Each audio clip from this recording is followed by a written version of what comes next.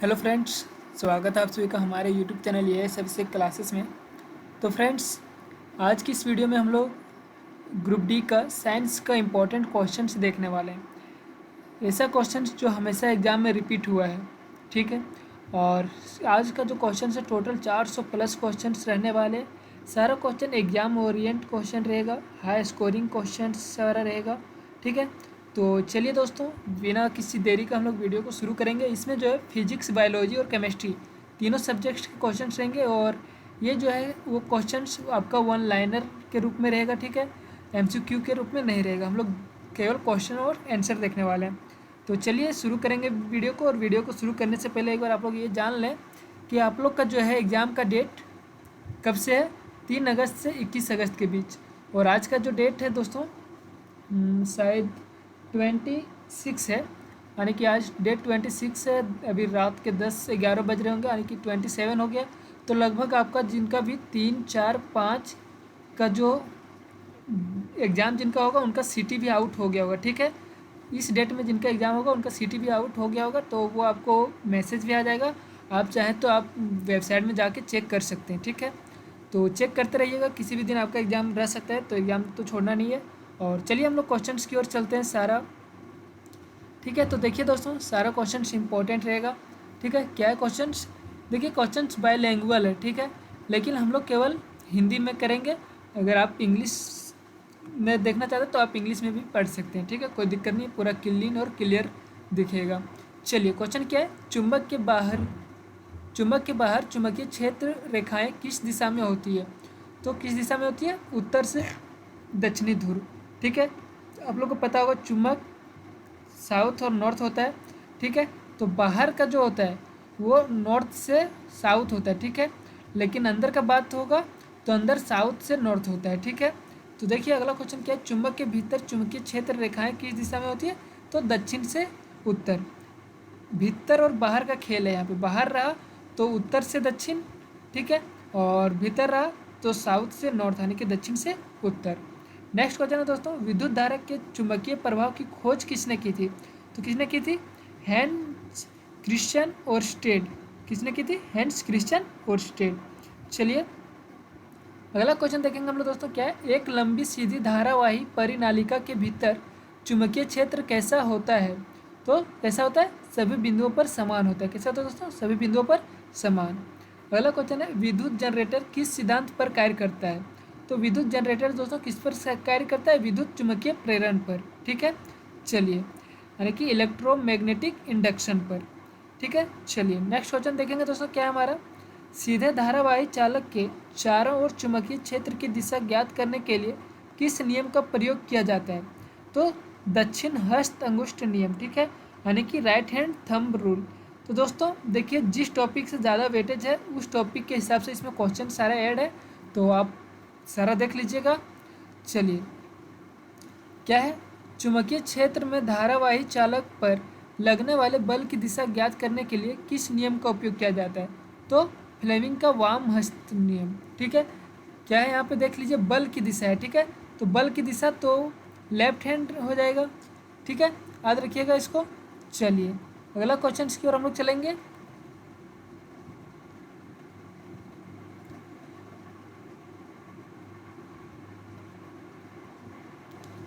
चलिए अगला क्वेश्चन देखिए दोस्तों, क्या है क्वेश्चन? किसी चालक में प्रेरित धारा की दिशा, ठीक है, वहाँ बल की दिशा है, यहाँ धारा की दिशा है, ठीक है। तो धारा की दिशा रहेगा तो वहाँ क्या हो जाएगा? राइट हैंड रूल, यानी कि फ्लेमिंग का दक्षिण हस्त नियम, ठीक है दोस्तों। चलिए नेक्स्ट क्वेश्चन है दोस्तों, विद्युत चुंबक का क्रोड बनाने के लिए कौन सा पदार्थ सबसे उपयुक्त है? तो नरम लोहा। कौन सा पदार्थ दोस्तों? नरम लोहा। अगला क्वेश्चन है दोस्तों आपका, चुंबकीय क्षेत्र की तीव्रता की एसआई इकाई क्या है? तो टेस्ला। क्या है? टेस्ला है। चलिए अगला क्वेश्चन देखिएगा दोस्तों, क्या है? चुंबकीय फ्लक्स की इकाई क्या है? तो वेबर। क्या है? वेबर। ये सारा क्वेश्चन रिपीटेड क्वेश्चन है दोस्तों। नेक्स्ट क्वेश्चन की ओर हम लोग चलेंगे। क्या है? एक चुंबकीय क्षेत्र रेखा हमेशा किस प्रकार का लूप बनाती है? तो सतत बंद लूप, ठीक है, यानी कि कंटिन्यूअस क्लोज्ड लूप, ठीक है। चलिए अगला क्वेश्चन है, एक वृत्ताकार धारावाही लूप के केंद्र पर चुंबकीय क्षेत्र कैसा होता है?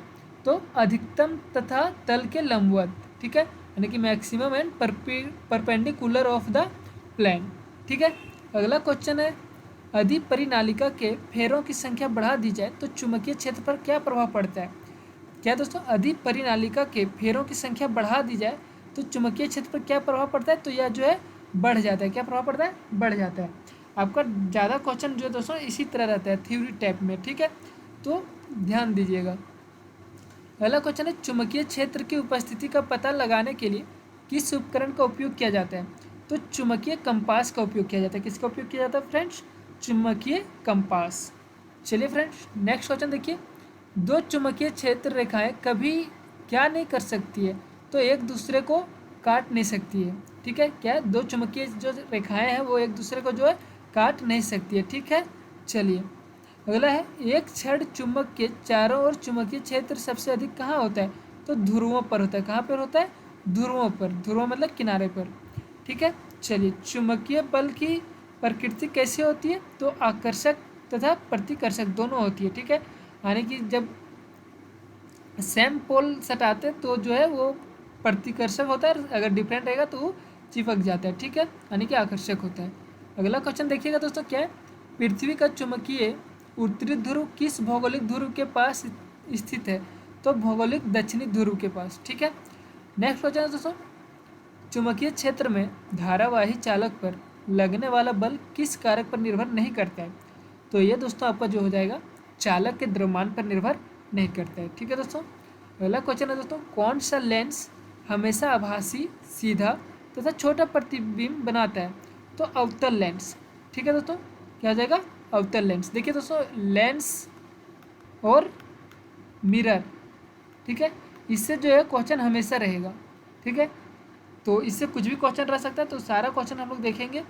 चलिए अगला क्वेश्चन है दोस्तों, कौन सा दर्पण जो है हमेशा आभासी, सीधा, छोटा प्रतिबिंब बनाता है, तो उत्तल दर्पण। देखिए दोस्तों, क्या है यहाँ आभासी, सीधा और छोटा प्रतिबिंब, यहाँ भी क्या है आभासी, सीधा और छोटा प्रतिबिंब, लेकिन अगर जब लेंस की बात हो तो वहाँ अवतल लेंस होगा, और अगर दर्पण की बात हो तो उत्तल दर्पण होगा, तो ये कन्फ्यूजन होता है, इसलिए इसको ध्यान में रखिएगा।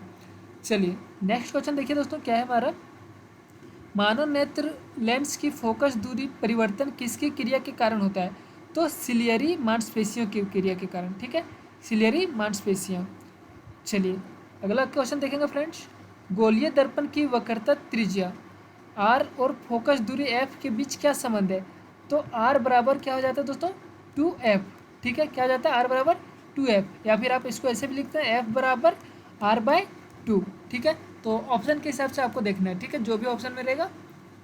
चलिए नेक्स्ट क्वेश्चन है दोस्तों, जब किसी वस्तु को अवतल दर्पण के वक्रता केंद्र पर रखा जाता है तो प्रतिबिंब कहाँ बनता है, ठीक है। क्या है, अवतल दर्पण है, तो अगर वक्रता केंद्र पर रखा जाएगा किसी वस्तु को तो ये वक्रता केंद्र पर भी इसका प्रतिबिंब बनेगा, ठीक है। तो ये आपको ज़रूर एक बार इसका जो है मैप मतलब एक बार जो है इसका डायग्राम, ठीक है, बनाइएगा, और सारा अवतल और दर्पण और उत्तल दर्पण का जो है सारा याद रखिएगा, क्या कि एक क्वेश्चन ज़रूर रहेगा इससे, ठीक है। चलिए अगर आप लोग चाहेंगे तो मैं उस पर अगली वीडियो जब बनाऊंगा तो उस पर डिटेल में बता दूंगा, ठीक है। चलिए, पानी का अपवर्तनांक कितना होता है, तो 1.33 होता है। अगला है, 1 मीटर फोकस दूरी वाले लेंस की क्षमता क्या होती है, तो 1 डायोप्टर। क्या होती है, 1 डायोप्टर। चलिए अगला क्वेश्चन है दोस्तों, तारक के टिमटिमाने का क्या कारण है, तो वायुमंडलीय अपवर्तन। क्या है, वायुमंडलीय अपवर्तन, ठीक है, एटमॉस्फेरिक रिफ्रैक्शन। चलिए अगला क्वेश्चन है दोस्तों, साफ आकाश नीला क्यों दिखाई देता है, तो प्रकाश का परिकिरण के कारण जो है आकाश नीला दिखाई देता है, लेकिन आकाश का जो ओरिजिनल कलर है वो क्या है, तो ब्लैक है, ठीक है। चलिए अगला क्वेश्चन है दोस्तों, सामान्य मानव आँख के लिए स्पष्ट दृष्टि की जो है न्यूनतम दूरी कितनी होती है, तो ये 25 सेंटीमीटर होती है। कितनी होती है, 25 सेंटीमीटर। चलिए अगला क्वेश्चन है दोस्तों, दंत चिकित्सकों द्वारा दांतों का बड़ा प्रतिबिंब देखने के लिए किस दर्पण का उपयोग किया जाता है, तो अवतल दर्पण का उपयोग किया जाता है। किस दर्पण का उपयोग किया जाता है दोस्तों, अवतल दर्पण का उपयोग। चलिए अगला क्वेश्चन चलेंगे फ्रेंड्स, अगला क्वेश्चन है, मानव आँख के रेटिना पर बनने वाले प्रतिबिंब की प्रकृति कैसी होती है, तो वास्तविक और उल्टा होती है। कैसी होती है? वास्तविक और उल्टा। अगला क्वेश्चन है, वाहनों में पीछे का दृश्य देखने के लिए किस दर्पण का उपयोग किया जाता है? तो उत्तल दर्पण का उपयोग किया जाता है। ठीक है, उत्तल दर्पण में कैसा प्रतिबिंब बनता है? अभी हमने देखा था, छोटा बनता है, इसीलिए जो है इसका उपयोग किया जाता है। ठीक है, अगला क्वेश्चन है दोस्तों, 20 सेंटीमीटर फोकस दूरी वाले अवतल लेंस की क्षमता क्या होगी? तो -5 डायोप्टर। ठीक है, चलिए अगला क्वेश्चन है दोस्तों, प्रकाश किस माध्यम में सबसे तीव्र गति में यात्रा करती है? तो निर्वात में। निर्वात मतलब जहाँ हवा नहीं होता है। ठीक है, तो निर्वात में प्रकाश की चाल कितना होती है दोस्तों? ये बता दीजिए आप लोग। 3 × 10⁸ मीटर पर सेकेंड। ठीक है, चलिए जब प्रकाश एक माध्यम से दूसरे माध्यम में जाता है तो कौन सी भौतिक राशि अपरिवर्तित रहती है? तो आवृत्ति। आवृत्ति जो है सेम रहता है। ठीक है, ये परिवर्तित नहीं होता है। ठीक है, चलिए फ्रेंड्स अगला क्वेश्चन है फ्रेंड्स, समतल दर्पण की फोकस दूरी कितनी होती है? तो इसकी फोकस दूरी जो है अनंत होती है। कितनी? अनंत, यानी कि इन्फिनाइट। चलिए अगला है, यदि किसी दर्पण का आवर्धन -1 है तो प्रतिबिंब की प्रकृति क्या होगी? वास्तविक और उल्टा होगा। क्या होगा? वास्तविक और उल्टा। चलिए अगला क्वेश्चन है फ्रेंड्स, श्वेत प्रकाश का अपने घटक रंगों में विभाजित होने की घटना को क्या कहते हैं? तो क्या कहते हैं? विक्षेपण कहते हैं। क्या कहते हैं? विक्षेपण। अगला क्वेश्चन फ्रेंड्स, निकट दृष्टि दोष, ठीक है, जिसको बोलते हैं क्या? मायोपिया को ठीक करने के लिए किस लेंस का उपयोग किया जाता है? तो अवतल लेंस का उपयोग। ठीक है, किस लेंस का? अवतल लेंस का उपयोग। अगला क्वेश्चन है, दूरदृष्टि दोष, जिसको क्या बोलते हैं? हाइपरमेट्रोपिया। ठीक है, हाइपरमेट्रोपिया और इसको मायोपिया को ठीक करने के लिए किस लेंस का उपयोग किया जाता है? तो उत्तल लेंस का उपयोग किया जाता है। ठीक है, दूरदृष्टि में उत्तल, निकट दृष्टि में अवतल। अब इसको याद रखने के लिए कन्फ्यूजन हो सकता है आपको।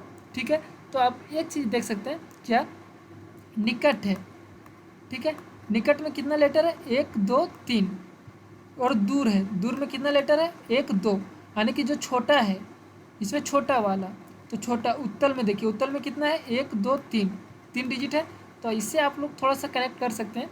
ठीक है, ये कोई ट्रिक या होती नहीं, आप अपने दिमाग में याद रखने के लिए, कंफ्यूज ना होने के लिए याद रख सकते हैं कि दूर में 2 डिजिट है तो छोटा वाला डिजिट वाला होगा। इसी तरह निकट में 3 डिजिट है, यानी कि ये बड़ा है, तो इसमें बड़ा वाला, यानी कि अवतल। अवतल में कितना डिजिट है? 4 डिजिट। ठीक है, तो ये आप लोग थोड़ा सा याद रखने के लिए कर सकते हैं। चलिए अगला क्वेश्चन देखेंगे दोस्तों, क्या है हम लोग, प्रकाशिक में लेंस सूत्र क्या है?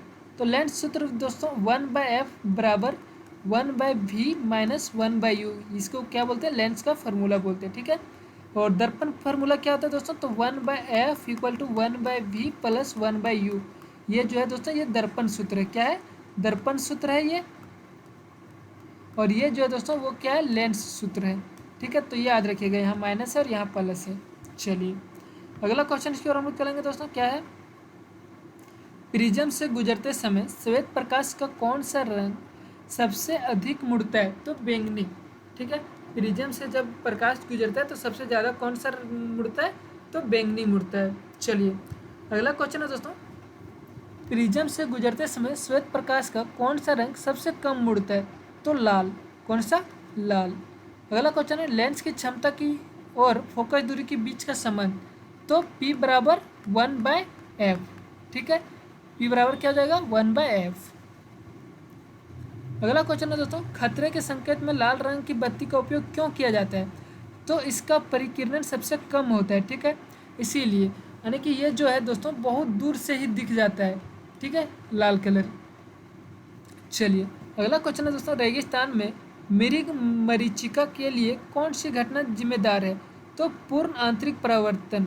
मृग मरीचिका, इसका मतलब क्या है दोस्तों? आप लोग को पता होगा, जब रेगिस्तान में आपको दूर से ही कहीं दिखाई देता है कि वहाँ पानी है, लेकिन वहाँ जाने पर आपको जो पता चलता है वो केवल आपका आभास था कि यहाँ पानी है, रियल में वहाँ पे पानी नहीं है। जैसे गर्मी के दिन में आप कभी कभी रास्ते पर भी देखते होंगे, ठीक है, भाप जैसा नज़र आता होगा। भाप जैसा नहीं, मतलब पानी जैसा आपको तैरता हुआ नज़र आता होगा। ठीक है, उसी को बोलते हैं मृग मरीचिका। चलिए अगला क्वेश्चन है दोस्तों, जब बल F विस्थापन S उत्पन्न करता है तो कार्य का सूत्र, ठीक है, ये सब ज़्यादा इम्पोर्टेंट है दोस्तों। क्या? W वर्क बराबर क्या हो जाएगा? फोर्स इनटू डिस्प्लेसमेंट, यानी कि विस्थापन। ठीक है, और cos थीटा। ठीक है, ये इंपॉर्टेंट है दोस्तों, इससे जो है न्यूमेरिकल क्वेश्चन भी आपके एग्जाम में पूछे जाते हैं। चलिए अगला क्वेश्चन देखेंगे दोस्तों हम लोग, क्या है, कार्य की एसआई इकाई क्या है, तो जूल है, कार्य की एसआई इकाई जूल है। अगला क्वेश्चन, अधिक किया गया कार्य ऋणात्मक है, तो बल और विस्थापन के बीच का एंगल जो है कितना होगा, तो 180 डिग्री होगा। कितना होगा दोस्तों, 180 डिग्री। चलिए अभी हम लोग 53 क्वेश्चन ही आए हैं और अभी हमारे पास बहुत सारा क्वेश्चन है, तो थोड़ा फास्ट चलेंगे और सारे क्वेश्चन को अच्छे से समझेंगे भी। ठीक है, फास्ट चलने का ये मतलब नहीं कि हम लोग जल्दीबाजी में सारा क्वेश्चन कर लें। बाकी आपको एक बार रिवीजन करने के लिए आप इसका PDF भी हमारे टेलीग्राम चैनल से डाउनलोड कर सकते हैं। ठीक है, चलिए, और आप क्विज भी दे सकते हैं हमारे टेलीग्राम चैनल में अगर आप देना चाहें तो, जिससे आपको जो है प्रैक्टिस होगा। ठीक है, वहाँ पे करंट अफेयर का भी क्विज चलेगा, और अगर आपको करंट अफेयर की एक स्पेसिफिक वीडियो आना इसी तरह, यानी कि जिस तरह इसमें 400 क्वेश्चन साइंस का, उसी तरह अगर आप लोग करंट अफेयर का भी एक चाहते हैं वीडियो, तो आप लोग कमेंट कीजिएगा, मैं एक ऐसा वीडियो लेके आऊँगा जिसमें ऐसे ही क्वेश्चंस केवल आएंगे जो आपको एग्जाम में पूछे जाने का 90% चांस रहेगा। ठीक है, देखिए कोई भी दावा नहीं कर सकता कि मेरा यहाँ से 100% क्वेश्चन रहेगा, लेकिन जितना भी क्वेश्चंस करेंगे उसमें 40 से 50% चांस रहेगा कि क्वेश्चन भिड़े। ठीक है, चलिए अगर आप लोग कमेंट करेंगे तो आएगी। चलिए अगला क्वेश्चन देखते हैं, धनुष की तनी हुई डोरी में किस प्रकार की ऊर्जा संचित होती है, तो स्थितिज ऊर्जा। ठीक है, धनुष है, ठीक है, जब धनुष को तीरते हैं तो उसमें कौन सी ऊर्जा होता है, स्थितिज ऊर्जा जो है संचित होती है। अगला क्वेश्चन है, गतिज ऊर्जा का गणितीय सूत्र, तो गतिज ऊर्जा, ठीक है, काइनेटिक एनर्जी का जो सूत्र होता है 1/2 mv² होता है। क्या होता है, 1/2 mv²। चलिए अगला, अधिक किसी गतिमान पिंड का वेग दोगुना कर दिया जाए तो उसकी गतिज ऊर्जा क्या होगा। क्या फ्रेंड्स, अधिक किसी गतिमान पिंड का वेग दोगुना कर दिया जाए तो उसकी गतिज ऊर्जा का क्या होगा, तो वो जो है 4 गुना हो जाएगा। क्या हो जाएगा दोस्तों, 4 गुना। चलिए अगला चलते हैं दोस्तों, क्या है हमारा क्वेश्चन, कि जब कोई पिंड पृथ्वी की ओर स्वतंत्र रूप से गिरता है तो उसकी कुल ऊर्जा का क्या होता है, स्थिर रहती है। क्या होता है दोस्तों, कुल ऊर्जा उसकी क्या होता है, स्थिर रहती है। देखिए दोस्तों, इसी तरह का क्वेश्चन, थ्योरी बेस्ड क्वेश्चन जो है एग्जाम में ज़्यादा आता है। ठीक है, न्यूमेरिकल क्वेश्चन 1-2 देखने को मिलेगा, लेकिन इस टाइप का जो क्वेश्चन है काफ़ी ज़्यादा देखने मिलेगा। अभी हम लोग फिजिक्स ही केवल देख रहे हैं, ऐसा नहीं कि हम लोग बायो और केमिस्ट्री नहीं देखेंगे, कुछ ही समय में आपको बायो और केमिस्ट्री भी देखने को मिलेगी। आप बस सब्र कीजिए और ध्यान से क्वेश्चन को देखिए। ठीक है, क्या है, अधिक किसी पिंड का द्रव्यमान 2 गुना कर दिया जाए और वेग स्थिर रहे तो इसकी गतिज ऊर्जा क्या हो जाएगी, तो 2 गुनी हो जाएगी। क्या हो जाएगी दोस्तों, 2 गुनी हो जाएगी। अगला क्वेश्चन है दोस्तों, सिर पर बोझ उठाकर क्षैतिज प्लेटफॉर्म पर चलने वाले कूली द्वारा क्या गया कार्य कितना होता है, तो 0 होता है। ठीक है, चलिए अगला क्वेश्चन, क्या अगला क्वेश्चन दोस्तों, कार्य करने की दर को क्या कहते हैं, तो शक्ति। What is the rate of doing work called, क्या, पावर। अगला क्वेश्चन है दोस्तों, पावर का एसआई यूनिट यानी कि शक्ति का एसआई यूनिट क्या है, तो वाट। नेक्स्ट क्वेश्चन है दोस्तों, 1 हॉर्स पावर, ठीक है, equal to how many watts, यानी कि 1 हॉर्स पावर में कितने वाट के बराबर होता है, तो 746 वाट। ठीक है, इंपॉर्टेंट क्वेश्चन है। गुरुत्वीय स्थितिज ऊर्जा का सूत्र, तो क्या होता है दोस्तों, पोटेंशियल एनर्जी का mgh। क्या होता है, mgh। चलिए अगला क्वेश्चन चलेंगे हम लोग फ्रेंड्स, क्या है, जब बल और विस्थापन एक ही दिशा में होते हैं तो किया गया कार्य कैसा होता है, तो ये आपका दोस्तों कैसा होता है, अधिकतम एवं धनात्मक, यानी कि पॉजिटिव और मैक्सिमम। ठीक है, चलिए फ्रेंड्स अगला क्वेश्चन से पहले एक जरा सा मुझे टाइम दीजिएगा, थोड़ा पानी पी लेता हूँ, उसके बाद हम लोग आगे का क्वेश्चन से देखेंगे।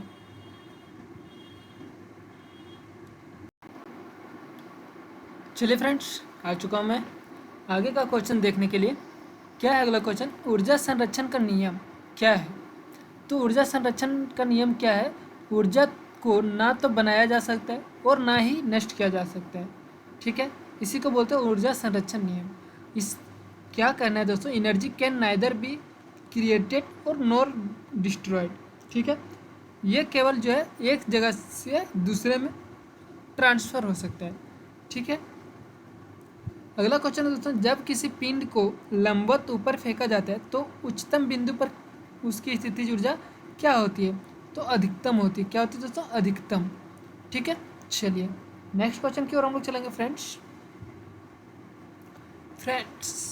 देखिए अगला क्वेश्चन, वृत्ताकार पथ पर गतिमान पिंड पर अभिकेंद्रीय बल द्वारा किया गया कार्य कितना होता है? तो शून्य होता है फ्रेंड्स। कितना होता है? शून्य होता है। क्या क्वेश्चन एक बार और ध्यान दीजिएगा, वृत्ताकार पथ पर गतिमान पिंड पर अभिकेंद्रीय बल द्वारा किया गया कार्य कितना होता है? शून्य होता है। अगला क्वेश्चन है दोस्तों, किसी वस्तु पर लगाया गया बल शून्य है तो किया गया कार्य कितना होगा? तो कितना होगा दोस्तों? शून्य होगा। क्यों? कार्य बराबर क्या होता है? एफ इंटू क्या होता है? एस। तो जब बल ही जीरो हो जाएगा तो किसी चीज़ को मल्टीप्लाई करेंगे जीरो से तो वो कितना होता है? जीरो होता है। ठीक है फ्रेंड्स, नेक्स्ट क्वेश्चन है दोस्तों, विद्युत ऊर्जा की व्यावसायिक इकाई क्या है? तो किलोवाट घंटा यानी कि किलोवाट आवर। ठीक है दोस्तों, per unit, kilowatt hour per unit होगा। ठीक है, चलिए अगला क्वेश्चन चलेंगे फ्रेंड्स। 1 किलोवाट आवर कितनी ऊर्जा के बराबर होता है? तो 3.6 इंटू 10⁶ जूल के बराबर होता है। ठीक है, ध्यान रखिएगा। चलिए, विद्युत धारा की एसआई इकाई क्या है? तो एम्पियर है। क्या है? एम्पियर। अगला है, परिपथ में विद्युत धारा मापने के लिए किस उपकरण का उपयोग किया जाता है? तो ए मीटर। किसका उपयोग किया जाता है दोस्तों विद्युत धारा मापने के लिए? ये मीटर। ठीक है, चलिए फ्रेंड्स अगला क्वेश्चन है, घरेलू विद्युत परिपथ में कौन सा तार सुरक्षा फ्यूज से जुड़ा होता है? तो लाइव वायर। कौन सा वायर? Live wire. अगला क्वेश्चन है दोस्तों, अर्थ वायर के इन्सुलेशन का रंग क्या होता है? तो अर्थ वायर का जो इन्सुलेशन का रंग होता है वो ग्रीन होता है। अगला क्वेश्चन है दोस्तों, एक आदर्श वोल्ट मीटर का प्रतिरोध कितना होता है? तो अनंत होता है दोस्तों। कितना होता है? अनंत। चलिए फ्रेंड्स अगला क्वेश्चन है फ्रेंड्स, धारा, आवेश और समय के बीच का संबंध। तो आई बराबर क्या होता है फ्रेंड्स? Q/T होता है। इसको ध्यान रखिएगा फ्रेंड्स। ठीक है, आई बराबर Q/T। नेक्स्ट क्वेश्चन फ्रेंड्स, एक मानक घरेलू विद्युत परिपथ में उपकरणों को कैसे जोड़ा जाता है? तो समांतर संयोजन जोड़ा जाता है, इन पैरेलल कनेक्शन।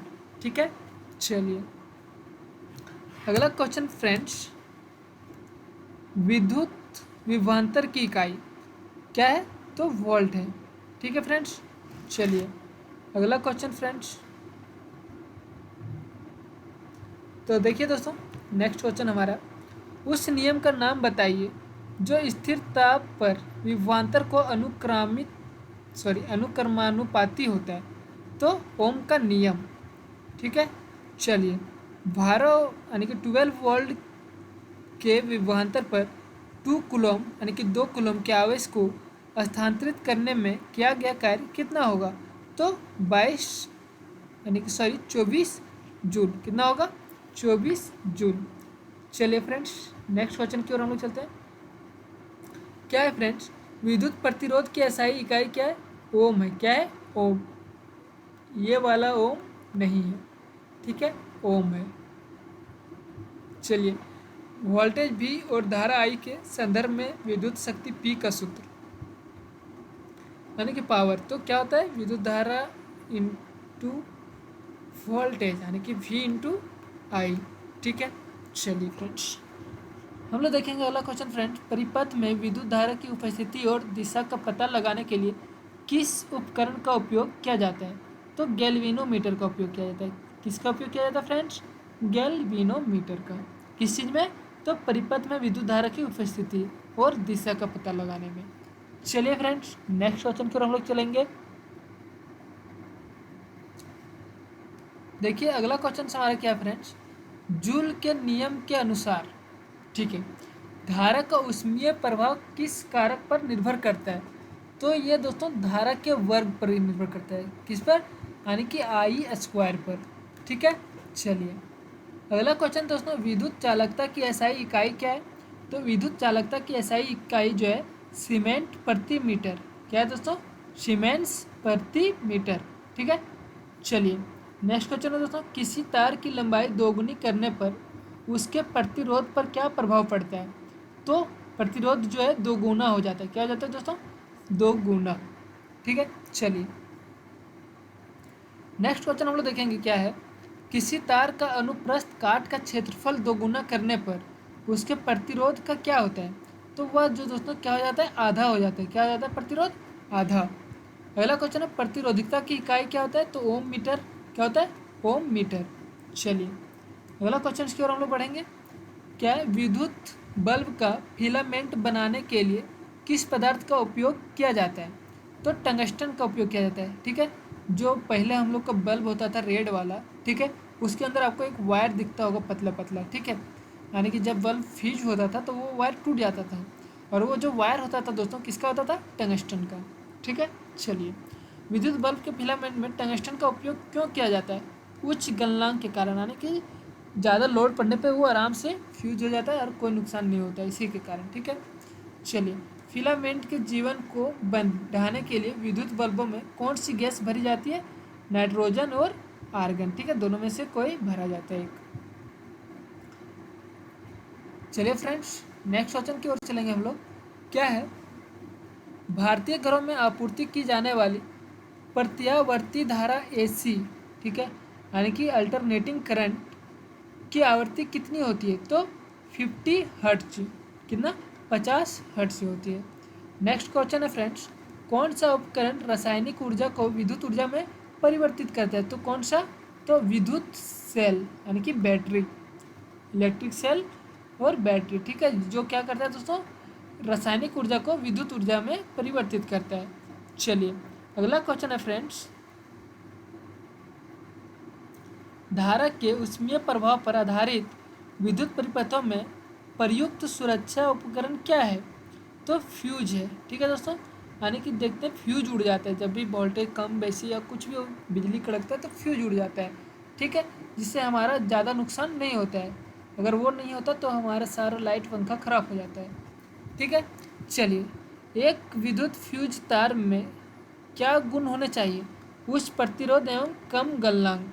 क्या होना चाहिए? उच्च प्रतिरोध एवं कम गलनांक। ठीक है फ्रेंड्स, नेक्स्ट क्वेश्चन है, यदि 10 ओम और 20 ओम के दो प्रतिरोधों को श्रेणी क्रम में जोड़ा जाए तो कुल प्रतिरोध कितना होगा? तो ये नॉर्मली जुड़ जाता है 30 ओम। ठीक है, श्रेणी क्रम में रहा तो। ठीक है, चलिए अगला क्वेश्चन है दोस्तों, 10 ओम और 10 ओम के दो प्रतिरोध को समांतर क्रम में जोड़ा जाए तो कुल प्रतिरोध कितना होगा? तो 5 ओम होगा। कितना होगा दोस्तों? 5 ओम। ठीक है, चलिए अगला क्वेश्चन है, एक अकेले इलेक्ट्रॉन का आवेश कितना होता है? तो -1.6 इंटू 10⁻⁻19 कूलॉम। ठीक है, चलिए लोहे में जंग लगना किस प्रकार की रासायनिक अभिक्रिया है दोस्तों? तो ऑक्सीकरण। किस प्रकार की? ऑक्सीकरण। ठीक है, चलिए अब चलते हैं हम लोग अगला क्वेश्चन। क्या है? बिना बुझा हुआ चूना का रासायनिक सूत्र क्या होता है? तो CaO, यानी कि कैल्शियम ऑक्साइड। अब हम लोग केमिस्ट्री में पहुंच चुके हैं, है ना। चलिए जब दो या दो से अधिक पदार्थ मिलकर एक ही उत्पाद बनाते हैं तो वह कौन सी अभिक्रिया होती है? तो संयोजन। ठीक है, यानी कि दो या दो से अधिक मिलके एक पदार्थ बनाते हैं तो वो होता है संयोजन। ठीक है दोस्तों, चलिए अगला है बुझे हुए चूने का रासायनिक नाम। ठीक है, ये था बिना बुझा हुआ चूना, ये है बुझा हुआ चूना। तो इसको क्या बोलते हैं? Calcium hydroxide. क्या बोलते हैं? Calcium hydroxide. इसका सूत्र क्या है? CaOH2।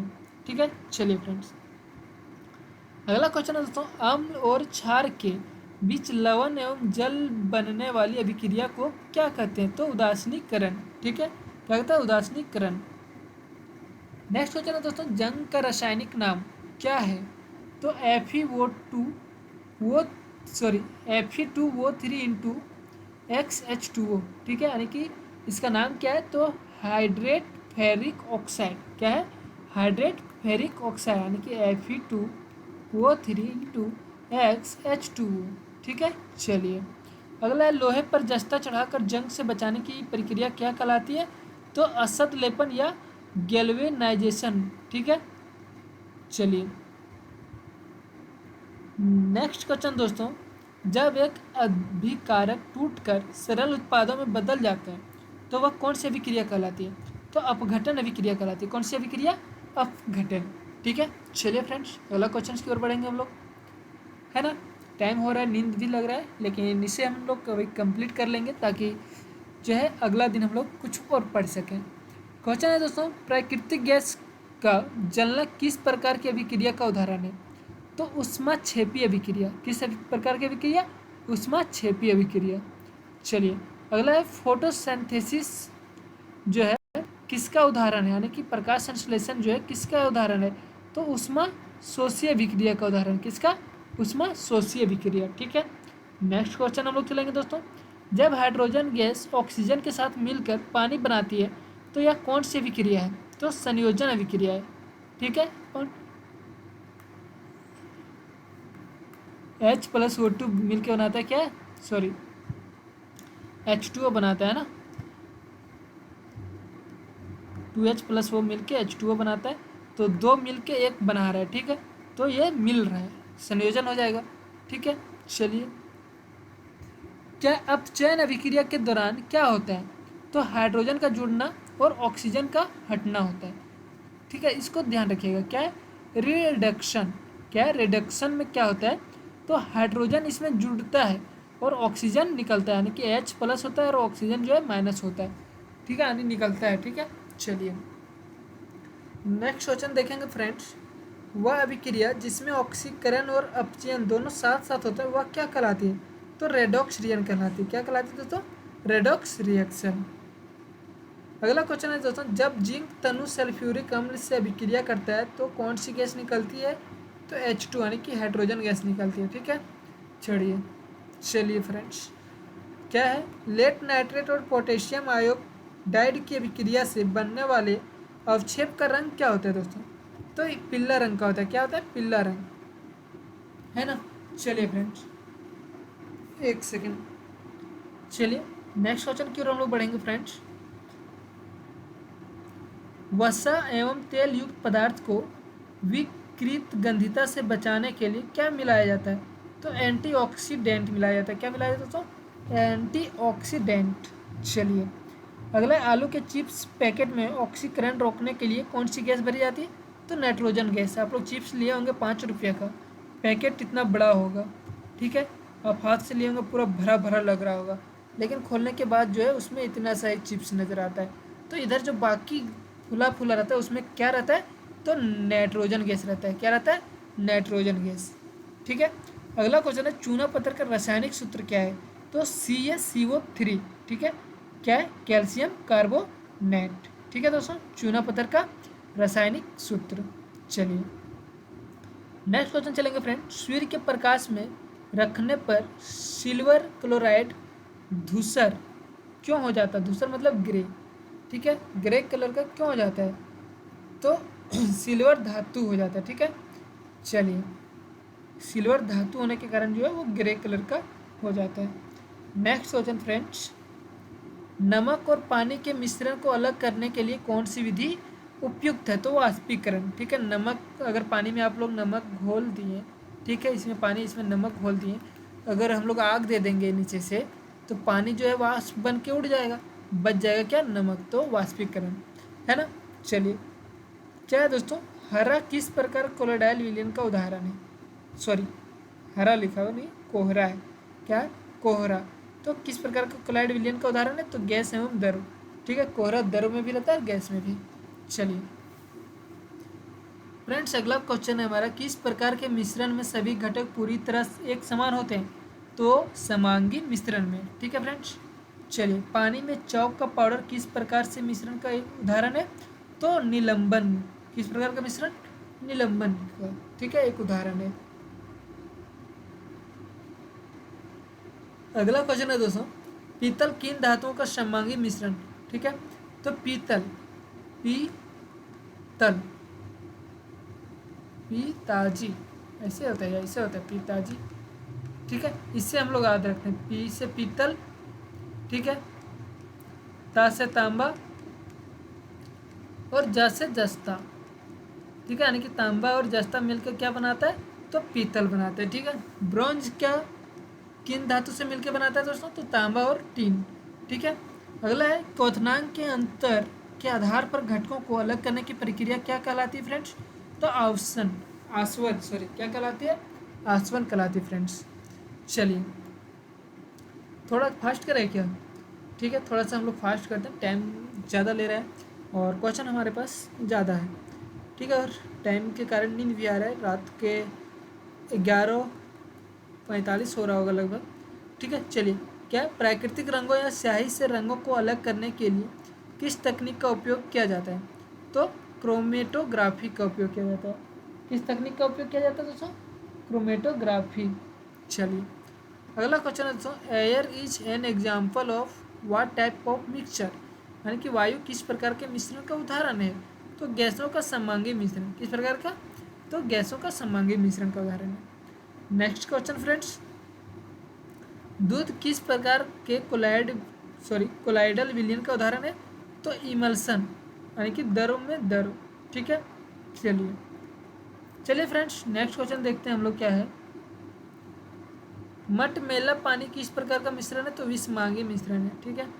अगला है, कोलाइडल कणों द्वारा प्रकाश की किरण को परिकिरणित करने का घटना को क्या कहलाती है, तो टिंडल प्रभाव कहलाता है। क्या कहलाता है फ्रेंड्स, टिंडल प्रभाव। फ्रेंड्स अगला क्वेश्चन है हमारा, क्या वास्तविक विलयन के घटकों को निस्पंदन द्वारा अलग किया जा सकता है, तो नहीं किया जा सकता है। अगला है, दो या दो से अधिक अप्रतिक्रियाशील गैस के मिश्रण को क्या कहा जाता है, तो सममांगी मिश्रण क्या कहा जाता है। क्या कहा जाता है दोस्तों, सममांगी मिश्रण, ठीक है। नेक्स्ट क्वेश्चन है दोस्तों, समुद्री जल से शुद्ध जल किस प्रक्रिया द्वारा प्राप्त किया जाता है, तो समुद्री जल से जो है शुद्ध जल प्राप्त करने के लिए हमारा रिवर्स ऑस्मोसिस या आसवन, ठीक है। चलिए अगला क्वेश्चन चलेंगे फ्रेंड्स, क्या है, अल्कोहल में आयोडीन का विलयन क्या कहलाता है, तो टिंचर आयोडीन। क्या कहलाता है, tincture iodine. Next question friends, लोहे के बुरादे और गंधक के चूर्ण का मिश्रण किस प्रकार का मिश्रण है, तो विषमांगी मिश्रण है फ्रेंड्स। किस प्रकार का मिश्रण है फ्रेंड्स, विषमांगी मिश्रण। अगला क्वेश्चन है फ्रेंड्स, चीनी के घोल में चीनी को क्या कहा जाता है, तो विलय कहा जाता है यानी कि सोल्यूट, ठीक है। चलिए नेक्स्ट क्वेश्चन, चीनी के घोल में पानी को क्या कहा जाता है, तो सॉल्वेंट कहा जाता है, जो ज़्यादा है वो सॉल्वेंट, कम वाला सोल्यूट, ठीक है। एथेनॉल का रासायनिक सूत्र क्या होता है फ्रेंड्स, C2H5OH, ठीक है, एथेनॉल, ठीक है। कार्बन का कौन सा अवरूप सबसे कठोर होता है फ्रेंड्स, तो हीरा। सबसे कठोर क्या होता है, हीरा होता है दोस्तों। चलिए कार्बन का कौन सा गुण उसे लंबी श्रृंखलाएं बनाने में सक्षम बनाता है, तो श्रृंखलन गुण के कारण।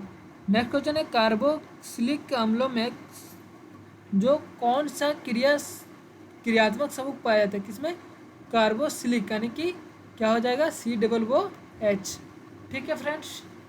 चलिए नेक्स्ट क्वेश्चन फ्रेंड्स, एल्केन का सामान्य सूत्र क्या है, तो CnH2n+2 है। क्या है friends, CnH2n+2।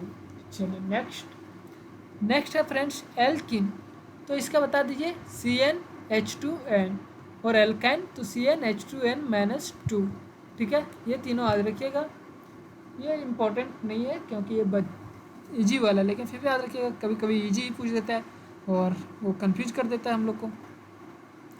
Next question, carbon की संयोजकता कितनी है, तो 4 है, ठीक है। चलिए फाइनली अगला क्वेश्चन की ओर हम लोग बढ़ेंगे, है ना। संपीड़ित प्राकृतिक गैस यानी कि CNG का मुख्य घटक क्या है, मीथेन है। और LPG का आप लोग बताइएगा, LPG का मुख्य घटक क्या है। खैर आगे ये क्वेश्चन लिया गया होगा, लेकिन आप लोग अभी कमेंट करके बता सकते हैं। क्या है, मीथेन का रासायनिक सूत्र क्या होता है, CH4। क्या होता है दोस्तों, CH4, मीथेन, ठीक है।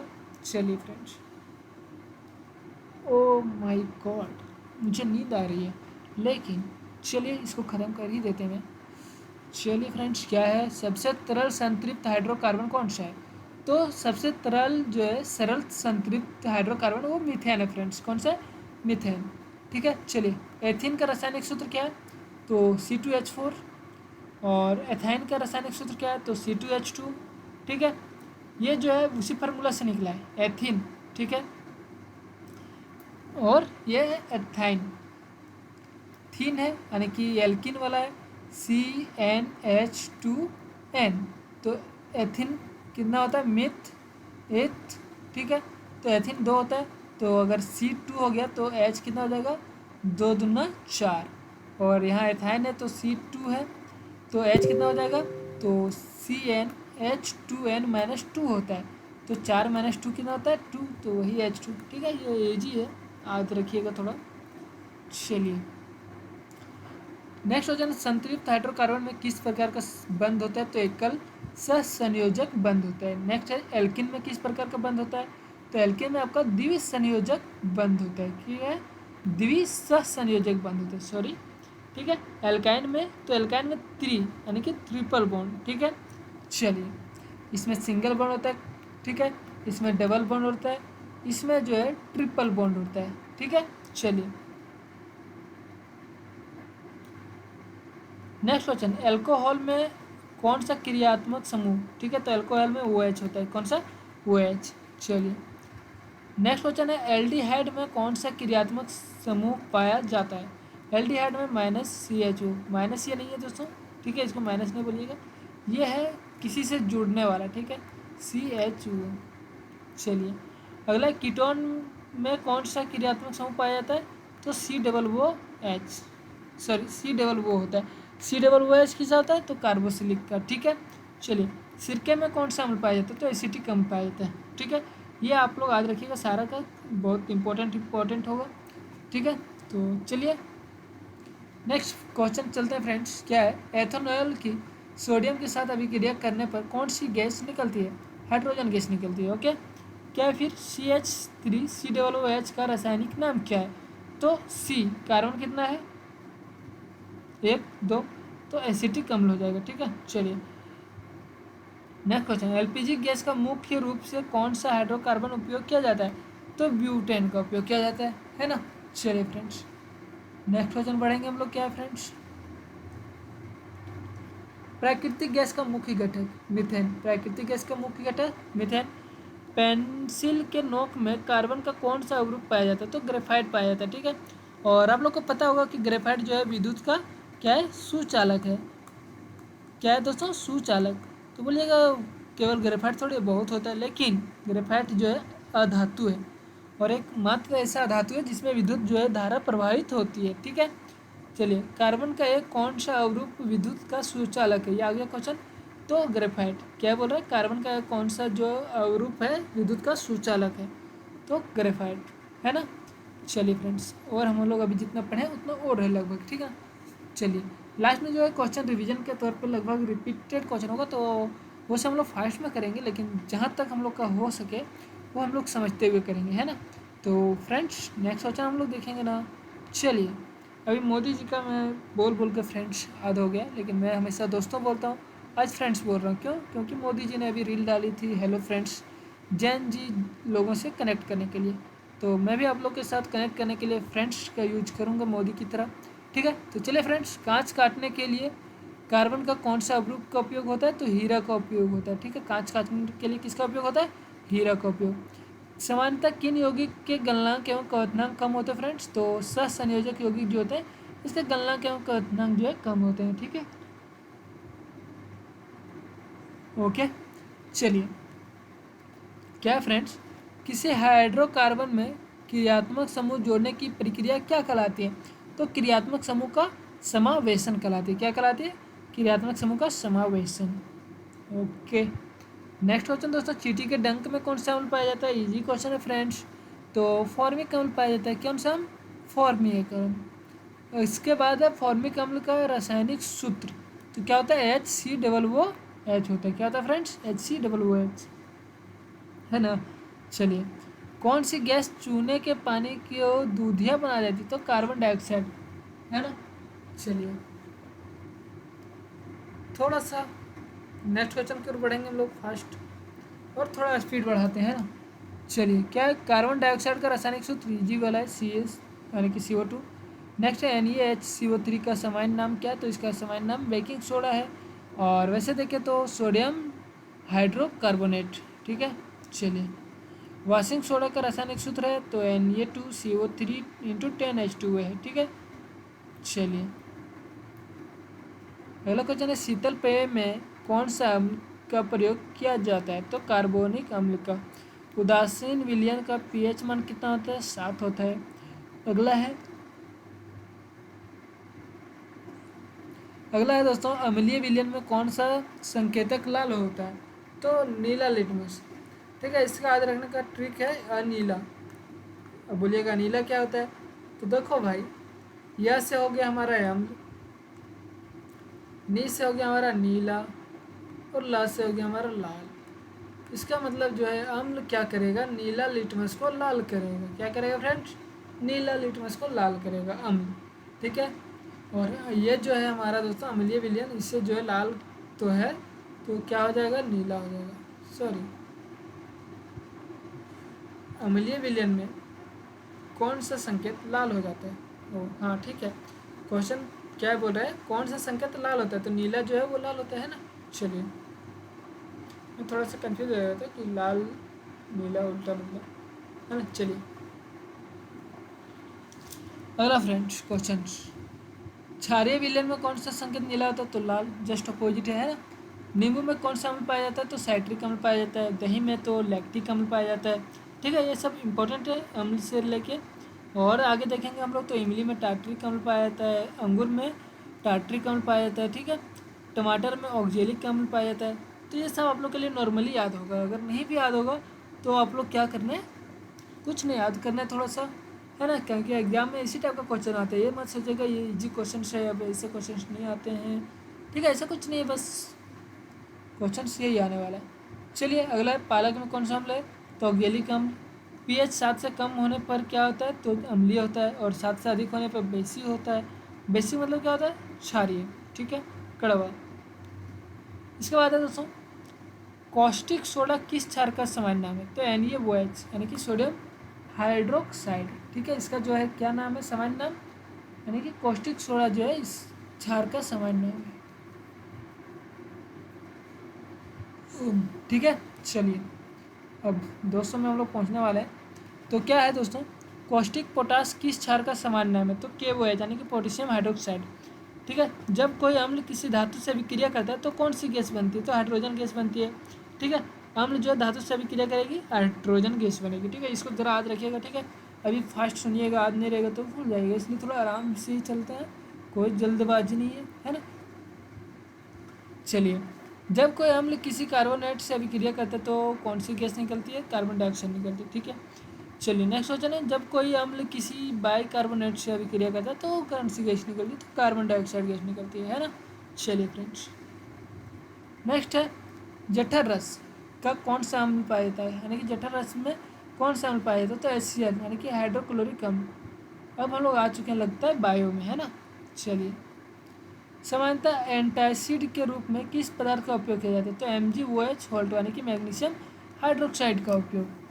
ब्लीचिंग पाउडर का रासायनिक रूप CaOCl2, है ना। चलिए नेक्स्ट क्वेश्चन की ओर चलेंगे फ्रेंड्स। क्या है, ब्लीचिंग पाउडर की तनु अम्लों से अभिक्रिया कराने पर कौन सी गैस निकलती है? तो क्लोरीन गैस निकलती है ना। अगला है, पीने के पानी को टीकाणुरहित करने के लिए सामान्यतः किस यौगिक का उपयोग किया जाता है? तो ब्लीचिंग पाउडर का उपयोग किया जाता है। ठीक है, चलिए जरा सा मुझे 1 सेकंड का टाइम दीजिएगा। ठीक है, मैं फिर से आता हूँ लौट के आगे के क्वेश्चंस कराने के लिए।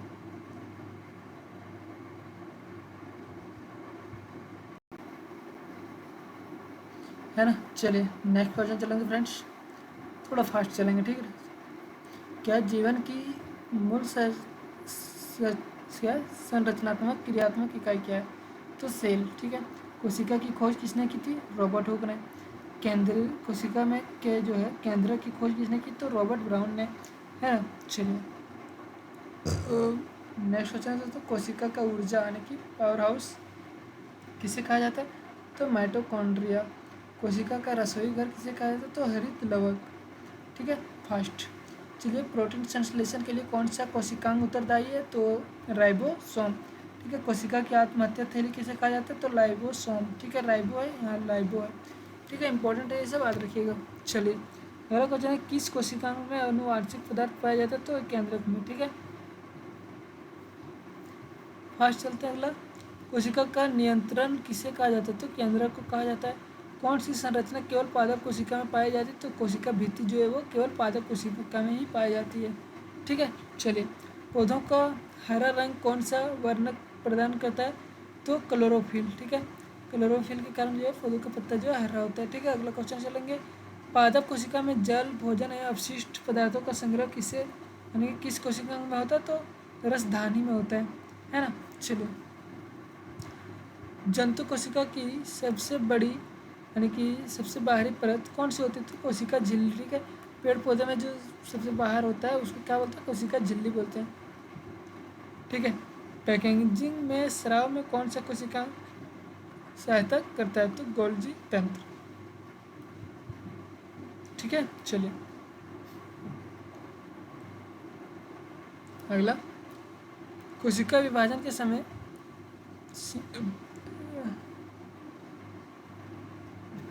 एक सेकंड रुकिएगा तो थोड़ा पानी पी लेता हूँ।